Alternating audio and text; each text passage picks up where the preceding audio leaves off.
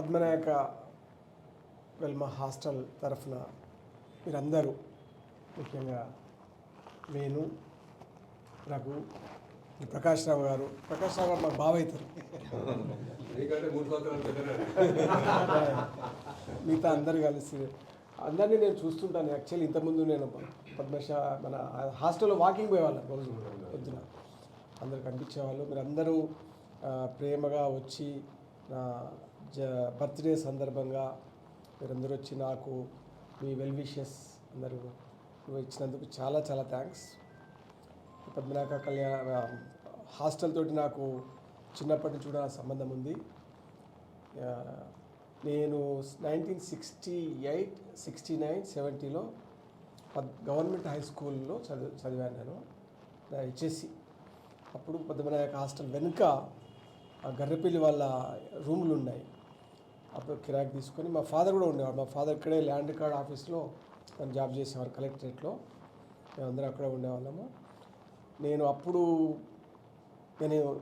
Expect చేయాలా, Padmanayaka hostel ఎదురుగానే నేను హాస్పిటల్ కట్టి హాస్పిటల్ ఎస్టాబ్లిష్ చేసి ఇక్కడ ప్రాక్టీస్ చేస్తానని నేను ఎప్పుడు అనుకోలేదు.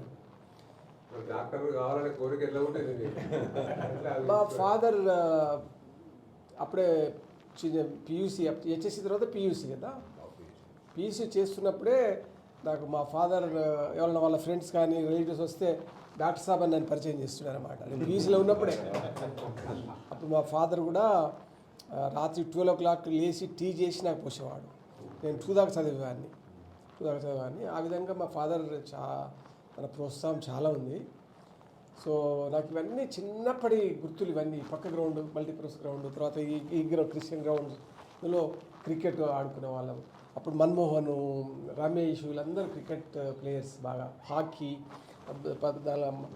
గ్రౌండ్ ఉండేది అక్కడ. సో నాకు చిన్నప్పటి నుంచి ఇవన్నీ జ్ఞాపకాలు. ఈ విధంగా నేను ఇక్కడ ఎస్టాబ్లిష్ అయిపోయి ఇక్కడే మన కరీంనగర్ వాస్తవాలకు అనుకోలేదు యాక్చువల్లీ. వన్స్ అగైన్ చాలా చాలా థ్యాంక్స్ మీ అందరికి కూడా, పేరు పేరున అందరికీ థ్యాంక్స్.